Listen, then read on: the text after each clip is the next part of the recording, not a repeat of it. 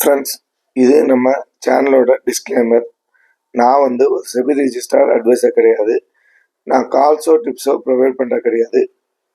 Full and full இந்த channel education பர்பஸுக்கு மட்டும்தான். முழுக்க முழுக்க என்னுடைய தனிப்பட்ட அனுபவத்தை இந்த வீடியோவில் ஷேர் பண்ணுறேன். இதுதான் என்னுடைய டிஸ்க்ளைமர் ஃப்ரெண்ட்ஸ். லைஃப்ல ரிஸ்க் எடுக்கிறது முக்கியமா இல்லையா? ரிஸ்க் எடுக்கலனா ஒரே மாதிரி தான் இருக்கும். growthன்றது இருக்கவே இருக்காது. ரிஸ்க் எடுத்தாதான் லைஃப்ன்றதே என்னன்னு தெரியும். ஆக்சுவலா தேங்கினா ஷார்ட்கட் கம்ஃபர்ட் ஜோன்ல இருந்தா, அதுவே ஓட ஆரம்பிச்சு ரிஸ்க் எடுத்து ஓட ஆரம்பிச்சிட்டா ரிவர். இந்த ஒர்க் போனோமா அந்த ஒர்க் போனோமான்னு பயந்துகிட்டு இந்த சேலரி போதும்ட்டு செட்டில் ஆகிறது ரொம்ப தப்பு. நம்ம எப்போ ஒரு விஷயத்த ரிஸ்க் எடுத்து பண்ண ஆரம்பிச்சோமோ அடுத்த growth வேற மாதிரி இருக்கும். ஆட்டோமேட்டிக்கா எல்லாமே வந்துடும். தூங்கிட்டு இருக்கீங்க, திடீர்னு ஒரு 30 வருஷம் போயிடுச்சு, ஏஞ்சி பாக்குறீங்க லைஃப்ல நம்ம என்னடா பண்ணோம் அப்படின்னு யோசிச்சு பாத்தீங்கன்னா, ஜஸ்ட் நம்ம படுத்துட்டு இருந்தோம், போன் யூஸ் பண்ணோம், அங்க போனோம் இங்க போனோம் மட்டும் இருந்துச்சுன்னா அதுதான் கம்ஃபர்ட் ஜோன். 30 வருஷம் கழிச்சு நீங்க நினைச்ச மாதிரி ஒரு வாழ்க்கையை வாழ்ந்துட்டு இருக்கீங்க, யாரும் வாழாத வாழ்க்கைன்ற ஒண்ணு வாழ்ந்துட்டு இருக்கீங்கன்னா அதுதான் ரிஸ்க் எடுக்கிறது. சோ உங்க விருப்பம் தான். நீங்க உங்க லைஃப் நீங்க சாவறப்ப என்ன நினைக்க போறீங்க? நம்ம இதுதான் பண்ணிட்டு இருக்கோம் நினைக்க போறீங்களா, இல்ல நம்ம நினைச்சதெல்லாம் பண்ணிட்டோம் நீங்க நினைக்க போறீங்களா? டெத் பெட் யோசிச்சு பாத்தீங்கன்னாலே உங்களுக்கு புரிஞ்சிடும். குட் மார்னிங் ஃப்ரெண்ட்ஸ், நான் உங்க கிரேசி ட்ரேடிங்லேருந்து கார்த்திக் பேசுறேன். ஃப்ரெண்ட்ஸ், அந்த கிளிப்பிங் பார்த்துருப்பீங்க. ரிஸ்க் எடுக்கிறது எவ்வளோ இம்பார்ட்டன்ட் அதில் சொல்லியிருப்பாங்க. நாம் கம்ஃபர்ட் ஜோனில் இருக்கணுமா ரிஸ்க் ஜோனில் இருக்கணுமான்னு ரொம்ப முக்கியம்.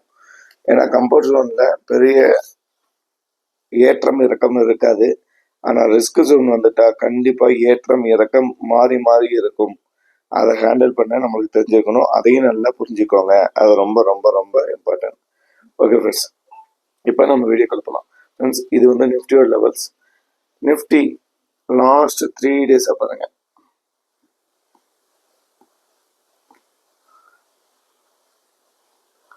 லாஸ்ட் 3 டேஸா ஒரு ஜோன் விட்டு இன்னும் வெளியவே போல.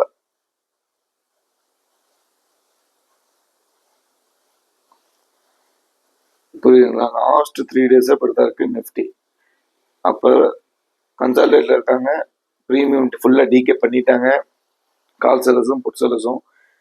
யார் பயப்பட போறா? கால் செல்லர்ஸா புட் செல்லர்ஸா? யார் ப்ராஃபிட்டை புக் பண்ண போறாங்க? அதுதான் இங்க மிகப்பெரிய கொஸ்டின் மார்க். அது என்னைக்கு, அதுவும் ஒரு கொஸ்டின் மார்க். அது இன்னைக்கு நடக்கலாம், நாளைக்கு நடக்கலாம், இல்லை நெக்ஸ்ட் வீக் கூட நடக்கலாம். பட் அந்த ஆப்பர்ச்சுனிட்டிக்காக நம்ம ரெடியா இருக்கலாம். அந்த ஆப்பர்ச்சுனிட்டியை எக்காந்து கொண்டும் நம்ம மிஸ் பண்ணக்கூடாது. கண்டிப்பாக ஒரு நல்ல ஆப்பர்ச்சுனிட்டி திருப்பி இருக்கு. அதை நல்லா ஃபாலோ பண்ணி அந்த ஆப்பர்ச்சுனிட்டி மிஸ் பண்ணாம கேட்ச் பண்ணிக்கோங்க. இது ரொம்ப ரொம்ப இம்பார்ட்டன்ட் ஃப்ரெண்ட்ஸ். அதே மாதிரி இது பார்த்தீங்கன்னா yesterday high 25,445 yesterday high. Low பார்த்தீங்கன்னா லோ நான் ஏன் தள்ளி வச்சிருக்கேன்னா, எஸ்டர்டே லோ வச்சிருக்கேன் 25,336. இதுவும் 2-3 நாளா அந்த இடத்த டச் பண்ணி அங்கேயே இருக்கு. சரி, ஓகே ஃப்ரெண்ட்ஸ். R1 பார்த்தீங்கன்னா 25,511, R2 பார்த்தீங்கன்னா 25,582, R3 பார்த்தீங்கன்னா 25,646. சப்போர்ட் பார்த்தீங்கன்னா 25,276, 25,221 செகண்ட் சப்போர்ட். தேர்ட் சப்போர்ட் பார்த்தீங்கன்னா 25,165. ஸ்கிரீன்ஷாட் எடுக்கிறவங்க எடுத்துக்கோங்க. இது நிஃப்டியோட லெவல்ஸ். பேங்க் நிஃப்டி பார்த்துக்கலாம். பேங்க் நிஃப்டியும் அதே மாதிரி தான் பாருங்க. கிட்டத்தட்ட ஒரு 2 நாளா அந்த ஏரியாக்குள்ள மட்டும் தான் இருக்கு. எஸ்டர்டே ஹை லோக்குள்ள தான் கிட்டத்தட்ட இருக்கு. பெரிய ஒரு மூமெண்டம் இல்லை. நேற்று ஹை பார்த்தீங்கன்னா 52,284, லோ பார்த்தீங்கன்னா 52,86. கிட்டத்தட்ட ஒரு 202 புள்ளி அப்படி வச்சுக்கலாமா? இல்லை 198 புள்ளி தான் நினைக்கிறேன். ஆமா, 198 புள்ளி தான். சரி, R1 பார்த்தீங்கன்னா 52,491, R2 பார்த்தீங்கன்னா 52,661, R3 பார்த்தீங்கன்னா 52,810, R4 53,000. சப்போர்ட் பார்த்தீங்கன்னா 51,916, 51,784 செகண்ட் சப்போர்ட், 51,638 தேர்ட் சப்போர்ட். இது பேங்க் நிஃப்டி லெவல்ஸ். ஸ்கிரீன்ஷாட் எடுக்கிறவங்க எடுத்துக்கோங்க. ஓகே, இன்னைக்கு பேங்க் நிஃப்டி எக்ஸ்பைரி எப்படி இருக்கு என்னன்னு பார்த்தலாம். ஃபர்ஸ்ட் ஃபியூச்சர் பார்த்தலாம். ஃபியூச்சர் பாருங்க ஃப்ரெண்ட்ஸ். ஃபியூச்சர் பாருங்க, ப்ரீவியஸ் க்ளோஸ் எவ்வளோங்க? 52,261. நேத்தோட க்ளோஸ் எவ்வளோங்க? 52,295. 52,295. அப்ப இன்னமும் மார்க்கெட் இப்ப ஸ்பாட் எங்க இருக்கு? அப்போ இன்னமும் ப்ரீமியம் தான் மார்க்கெட் இருக்கு. அதை நல்லா நான் வச்சுக்கோங்க. மார்க்கெட் இங்கே ஸ்பாட் எங்க இருக்கு? 52 188, கிட்டத்தட்ட ஒரு 110 புள்ளிகள் 110 புள்ளிகள் இன்னும் ப்ரீமியம் தான் இருக்காங்க. அப்போ மார்க்கெட் ஒருவேளை டவுன் வந்தால் கூட ஒரு நல்ல சப்போர்ட் கிடைச்சா அங்கேருந்து நல்ல ஹை போயிடும். அதே மாதிரி ஓப்பன் முக்கியம், ஏன்னா ரொம்ப ரொம்ப முக்கியம். Yesterday high, previous close, yesterday low, open high low ரொம்ப ரொம்ப ரொம்ப ரொம்ப முக்கியம். அதை நோட் பண்ணிக்கோங்க. அப்புறம் நம்ம இம்பார்ட்டண்டாக பார்க்க வேண்டியது ஐவி, அதுவும் ரொம்ப ரொம்ப முக்கியம். இது நிஃப்டியோட லெவல்ஸ். இது நீங்களே பாருங்க. அதாவது சரி வச்சுக்கலாம், வெள்ளிக்கிழமை வந்து வச்சுக்கலாம். ஃப்ரைடே வந்து பாருங்க, மார்க்கெட்டோட ஓப்பன் எவ்வளோ? 25,430. நேத்தோட க்ளோஸ் எவ்வளோ? 25,418. சரி, இதுல ஹை எவ்வளோ அப்படின்னு பார்த்தீங்கன்னா 25,445. லோ எவ்வளோ அப்படின்னு பார்த்தீங்கன்னா 25,292. இந்த 3 நாள் 3 ட்ரேடிங் டேஸ்லையும் சேர்த்து 292 392 ஒரு அதிகபட்சமா பார்த்தா ஒரு 150 புள்ளி தான் மூவ் ஆயிருக்கு. அந்த 150 புள்ளிக்குள்ள மட்டும்தான் மூவிங்கே இருக்கு அதிகபட்சமா. நான் ஒரு அப்ராக்சிமேட்டா சொல்றேன், நான் வந்து எக்ஸாக்டா கணக்கு சொல்ல, ஒரு அப்ராக்சிமேட்டா சொல்றேன். ஓகேங்களா ஃப்ரெண்ட்ஸ்? அப்படிங்கிறப்ப ஃபுல்லா டிகே பண்ணிட்டாங்க. கால் செல்லரும் புட் செல்லரும் மார்க்கெட்டை ஃபுல்லா டிகே பண்ணி நல்ல ப்ராஃபிட்ல இருப்பாங்க. 2 பேருமே நல்ல ப்ராஃபிட்ல இருப்பாங்க.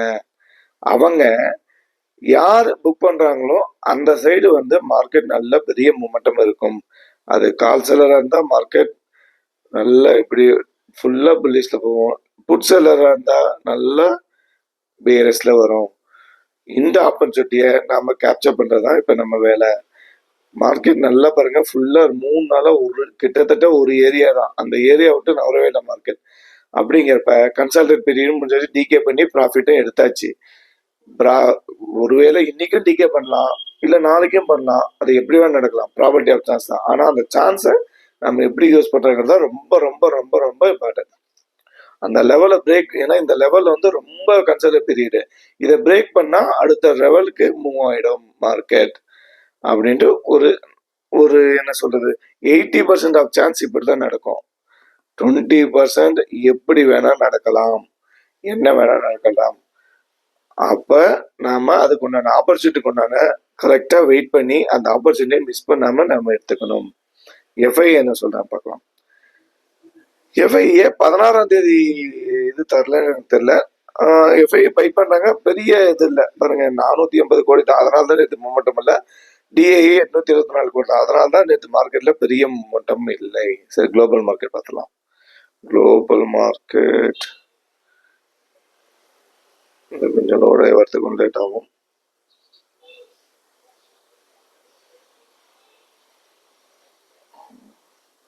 ஓகே, வந்துச்சு.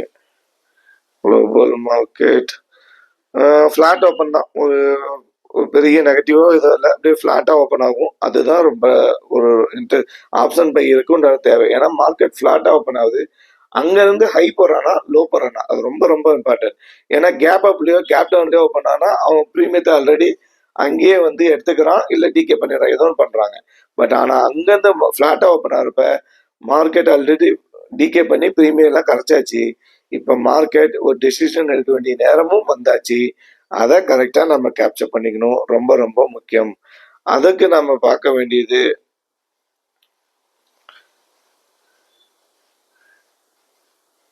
yesterday high, yesterday low, previous close, open மேலையா ஓப்பன் கீழையா, இது ரொம்ப ரொம்ப ரொம்ப இம்பார்ட்டன்ட். இதை வாட்ச் பண்ணி கரெக்டா பண்ணுங்க, கரெக்டான ட்ரேடு பண்ணுங்க. நம்மளுடைய தாரக மந்திரம் நம்ம கிரீன்ல முடிக்கிறது, அதை எக்காந்து கொண்டும் மறந்துடாதீங்க ஃப்ரெண்ட்ஸ். இப்போ இருக்கிறோம் ஃப்ரெண்ட்ஸ், அந்த கிளிப்பையும் பார்த்துப்பீங்க, அதில் ரிஸ்க்குன்னு சொல்லியிருப்பாங்க ஃப்ரெண்ட்ஸ். அந்த கால்குலேட்டிவ் ரிஸ்காக இருக்கணும். கண்ணை மூடிட்டு கண்ணபடி ரிஸ்க் எடுத்துடக்கூடாது, அது வந்து டிசிப்ளின் இல்லை. கால்குலேட்டிவ் ரிஸ்க், அதாவது நம்ம ஒரு ஒரு இது சூஸ் பண்ணிடுறோம் அப்படின்னா அந்த பிரகாரம் மட்டும் தான் ட்ரேட் பண்ணும். ஒரு நாள் 2 ட்ரேட் தான், அது லாஸோ ப்ராஃபிட்டை புக் பண்ணிடணும். இல்லை ஒன்னா ஒன்று இல்லை மூணா அவ்வளோதான். நீங்க அந்த எனக்கு தெரிஞ்சு இந்த 2 3 இல்லை 2 3 கூட ஓகே, ஒரு ரெக்கவர் பண்றது ஒரு சான்ஸ் இருக்குன்னு கூட சொல்லலாம். இந்த 3க்கு மேல எடுக்கிறதெல்லாம் ரொம்ப டேஞ்சர். அதுதான் ஓவர் ட்ரேட் பண்ணி நம்ம கேபிட்டலை லாஸ் பண்ணிடும். அது ரொம்ப ரொம்ப ரொம்ப இம்பார்ட்டன்ட்.